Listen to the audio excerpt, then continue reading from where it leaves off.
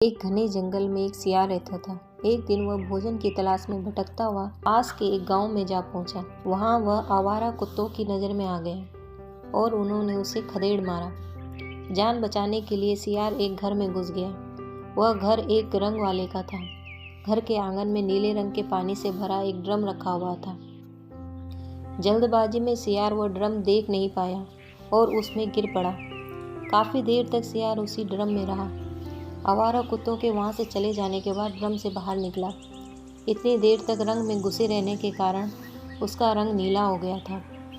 सियार भागता हुआ फिर जंगल में जा पहुंचा। जब जंगल के अन्य जानवरों ने उसे देखा तो घबरा कर इधर उधर भागने लगे। उन्होंने पहले कभी नीले सियार को नहीं देखा था। उधर सियार को यह पता नहीं था कि उसका रंग बदल गया है। खुद से जानवरों को डरते देखकर उसे बड़ी हैरानी हुई। वह भागता हुआ नदी के पास गया। वहां उसने स्वच्छ पानी में अपने प्रतिबिंब को देखा तो अपना रंग नीला हुआ देखकर उसे बड़ी हैरानी हुई। वह यह भी समझ गया कि जानवर उसे देखकर डर क्यों रहे हैं। सियार चालाक तो था ही, उसने अपने रंग से फायदा उठाने की एक योजना बना ली। वह फिर से जंगल में जा पहुंचा और जानवरों को अपने पास बुलाता हुआ बोला, प्यारे जानवरों, मुझसे डरो मत। मैं दरअसल ईश्वर का दूत हूँ। ईश्वर ने तुम सबकी सुरक्षा और संरक्षण के लिए मुझे यहाँ भेजा है। तुम लोग मुझे अपना राजा स्वीकार करो और मेरे भोजन का प्रबंध करो। मेरी सेवा करना तुम्हारा दायित्व है। इसके बदले मैं तुम्हारी देखभाल करूँगा। ईश्वर द्वारा भेजे गए राजा को पाकर जानवर बहुत खुश हुए। उन्होंने नीले सियार को तरह तरह के स्वादिष्ट भोजन कराए। उसे मूल्यवान तोहफे भी दिए। इसी तरह बहुत दिन गुजर गए। अब नीले सियार के मज़े थे। वह बेहद आरामदायक जीवन व्यतीत कर रहा था। एक दिन नीला सियार बरगद के एक पेड़ के नीचे अपना दरबार लगाए बैठा था। उसके दरबार में जंगल के सारे जानवर मौजूद थे। सभी जानवर सियार के सामने अपनी समस्याएं रख रहे थे और सियार उनकी समस्याओं का निपटारा कर रहा था।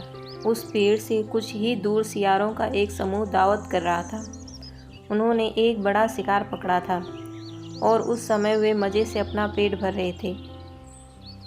उस दिन भरपेट भोजन मिलने के कारण वे बहुत खुश थे।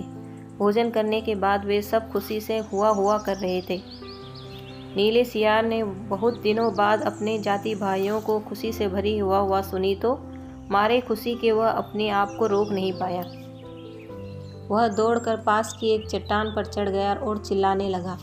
दरबार में मौजूद जानवर अपने राजा की यह हरकत देखकर भौंचक के रह गए। जंबो हाथी गुस्से से चिंगाड़ा, साथियों, इस दुष्ट को ईश्वर ने नहीं भेजा है।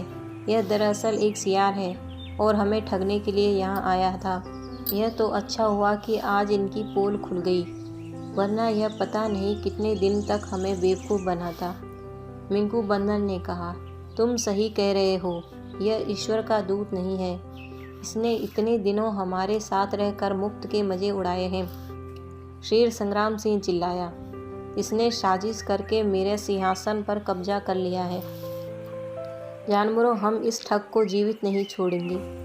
शेर की बात सुनते ही सारे जानवर सियार पर टूट पड़े और उसे मार डाला।